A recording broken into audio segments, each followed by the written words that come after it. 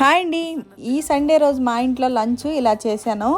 Chicken తీసుకురండి పిల్లలకంటే chicken తీసుకురాలేదు. ఇంట్లో గుడ్లు ఉన్నాయి, గుడ్లతో బిర్యానీ చేసేద్దాం అనేసి బిర్యానీ అయితే చేసేసాను. ఇంకా పెరుగేసుకొని తిందాంలే అనుకునేసరికి మా అమ్మ వాళ్ళు వచ్చారనమాట. ఇంకా వాళ్ళకి ఒట్టి ఎగ్ బిర్యానీ పెరుగు ఏం పెడతామనేసి మళ్ళీ చికెన్ తీసుకురండి అని మా పిల్లలకి చెప్తే చికెన్ అయితే తీసుకొచ్చారు. ఇంకా అందరు ఉండేటప్పుడు తప్పదు కదా, వెళ్ళి తీసుకురావాలి. అలా అనేసి చికెన్ తీసుకొచ్చారు. చికెన్ వచ్చేసి గ్రేవీ కర్రీ చేసేసాను అనమాట. బిర్యానీతో పాటు గ్రేవీ కర్రీ బాగుంటుంది కదా, మరి ఎక్కువ పులుసు లాగా ఉంటే బాగోదు. అది ఎక్కువ పులుసు లాగా ఏంటంటే గార్లిక్ బాగుంటుంది. బిర్యానీకి గ్రేవీ కానీ ఫ్రై కానీ బాగుంటుంది. అందుకే ఇలా చేశాను అనమాట.